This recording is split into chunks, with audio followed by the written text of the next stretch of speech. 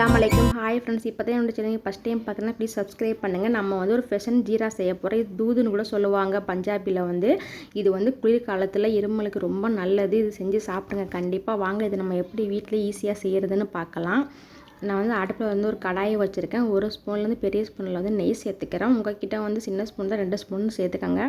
நெய் நல்லா உருகி வந்ததும் இதில் திராட்சை முந்திரி சேர்த்துக்கிறேன். உங்கள்கிட்ட என்ன நட்ஸ் இருக்கோ அந்த நட்ஸை நீங்கள் வந்து சேர்த்துக்கலாம். இது நல்லா கோல்டன் ப்ரௌனாக பொரிஞ்சு வந்ததுக்கப்புறம் 2 ஸ்பூன் அளவுக்கு கடலை மாவு நான் எடுத்துருக்கேன். கிராம் ஃப்ளவர் எடுத்துருக்கேன். இது நல்லா நெய்யிலே வந்து பொரிஞ்சு வரணும், கோல்டன் கலரில் வரணும். அந்தளவுக்கு அடுப்பை வந்து சிம்மில் வச்சுட்டு 5 நிமிஷத்துக்கு நல்லா கிளறி விட்டு எடுங்க. மஞ்சத்தூள் 1/4 டீஸ்பூன் சேர்த்துருக்கேன். இதையும் நல்லா சேர்த்து விட்டு ஒன்றா கலந்து விடுங்க. இதையெல்லாம் நல்லா கோல்டன் ப்ரௌன் நம்மளுக்கு வாசம் வரும். அந்த ஸ்டேஜ் வந்ததும் ஒரு கப் அளவுக்கு நான் வந்து மில்க் சேர்த்துக்கேன். 2 பேருக்கு உள்ளது. இதில் வந்து கொஞ்சோண்டு தண்ணி நான் சேர்த்துக்கிறேன். உங்களுக்கு 4 பேர் சாப்பிட்டா 2 கிளாஸ் பால் ஊற்றிக்கங்க. இப்போ நல்லா கலந்து விட்டாச்சு. ஒரு 5 நிமிஷத்துக்கு வந்து இதை சிம்லேயே வச்சு கலந்து விடுங்க. கட்டியாக ஆயிரும். அப்போக்கே கலந்து விடுங்க ஸ்பூனை வச்சு.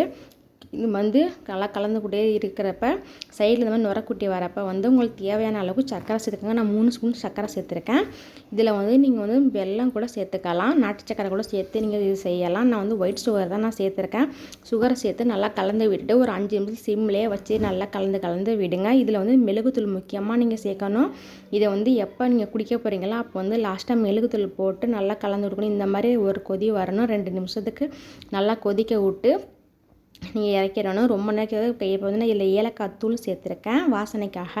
நீங்கள் சேர்த்துக்கோங்க. இந்த மாதிரி கண்டிப்பாக வந்து செஞ்சு சாப்பிடுங்க. ரொம்ப டேஸ்டியாக சூப்பராக இருக்கும். ரொம்ப ஹெல்த்தியும் கூட உடம்புக்கு. கண்டிப்பாக ட்ரை பண்ணுங்கள். தேங்க்ஸ் ஃபார் வாட்சிங். அஸ்ஸலாமு அலைக்கும். என்னோட சேனலை சப்ஸ்கிரைப் பண்ணுங்கள்.